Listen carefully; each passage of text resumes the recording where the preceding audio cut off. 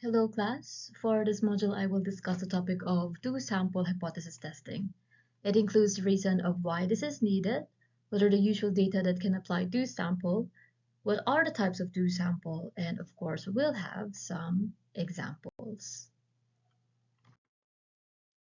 Two-sample hypothesis testing is used to compare the parameter of two groups. So I hope you still remember the meaning of parameter. Okay, parameter is the numerical characteristic of the population. It could be the average of the population or proportion of the population, not to be mistaken with statistic, which is the numerical characteristic of the sample. So just remember that in hypothesis testing, the values of population parameter and sample statistic are very distinct.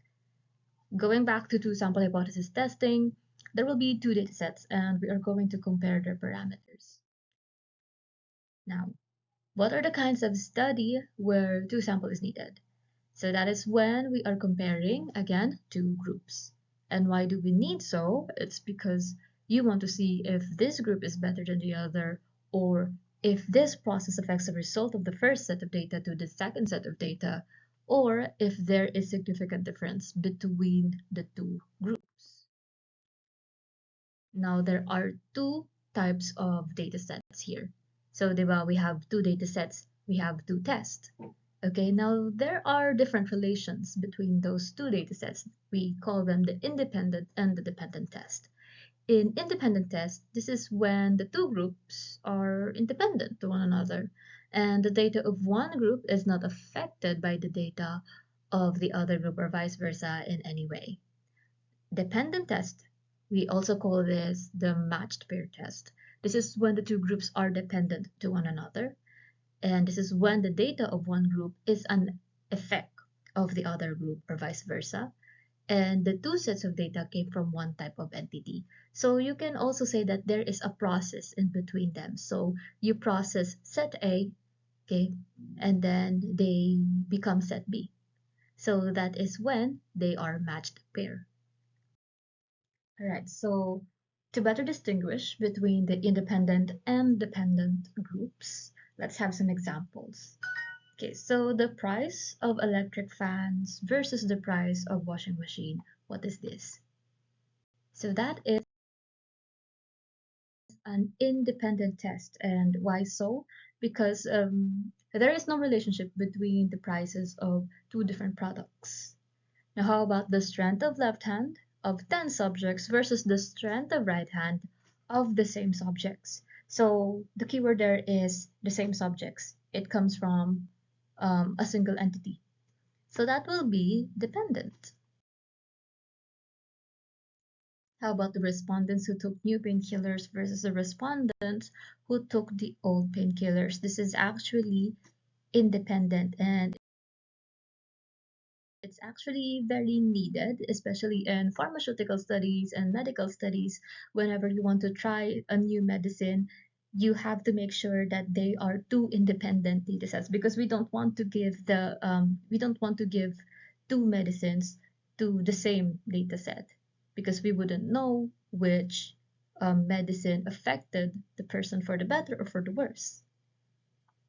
How about exam scores before review versus exam scores after review? That will be dependent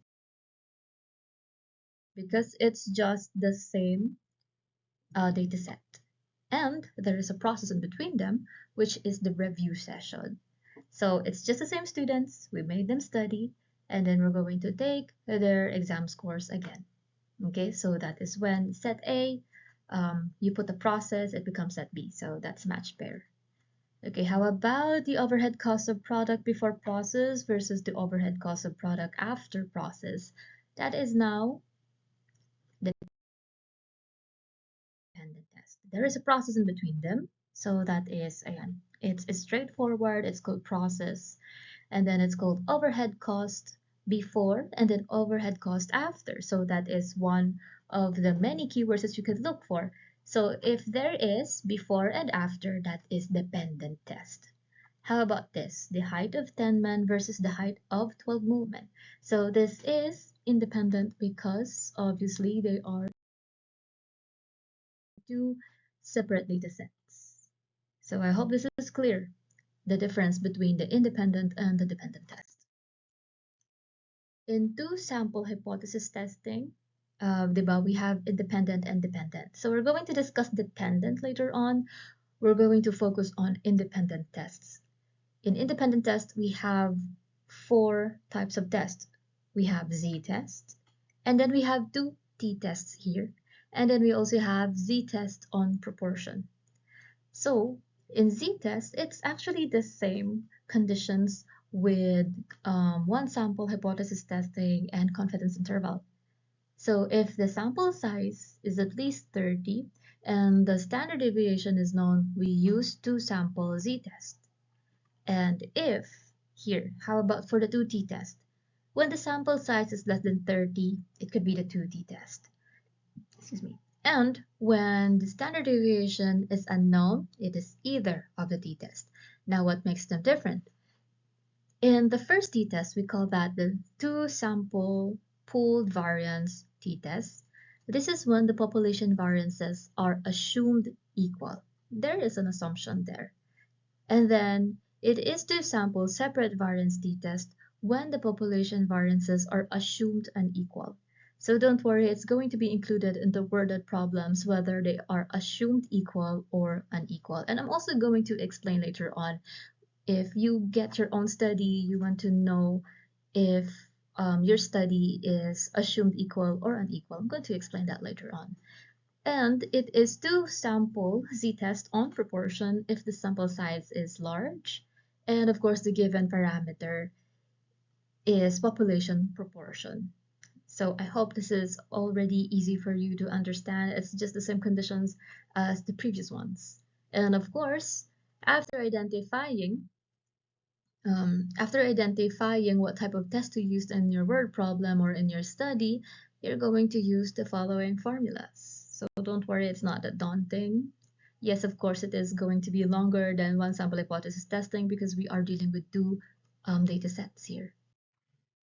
So rejection rule will be the same as the one sample hypothesis testing. After knowing the critical value and the calculated standardized test statistic, you are now going to analyze if the calculated value entered the rejection region. Then you can conclude. Now let's go to an example. It follows the same hypothesis testing steps, so we have until number 6, that is from hypothesis up to conclusion. Now this is the problem. You may pause if you want to read it thoroughly because I will go on and highlight the important parts as we go. First, let's identify what type of test to use. Notice the sample size, 12 pieces from material 1 and 10 pieces from material 2. This is what I mean when I said we have two data sets to compare. In this problem, it's material 1 and 2, and we have different data sets from each. Going back, it is also mentioned that the parameters would be mean or average because the sample statistics here are averages. It is also mentioned here that the given standard deviations are samples, so it is obvious that the hypothesis testing to use would be t-test. But what type of t-test? Didn't I mention two t-tests just earlier? Well, let's look at the final sentence. It's already highlighted in pink. It states, assume approximately normal with equal variances. So that means the hypothesis testing to use is two sample pooled variance t-test, and we are going to look at a t-table and get the critical value from there and use this formula to solve the standardized test statistic.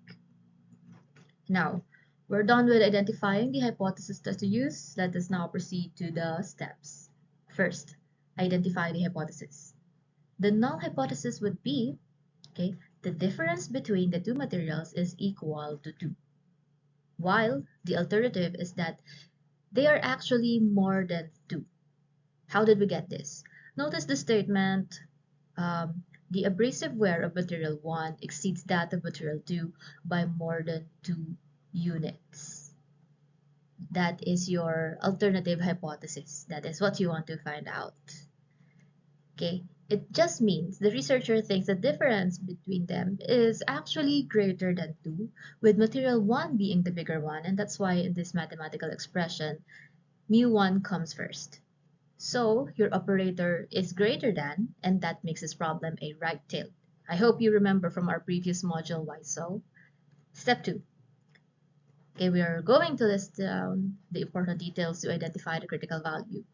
And that is knowing that the level of significance is 0.05.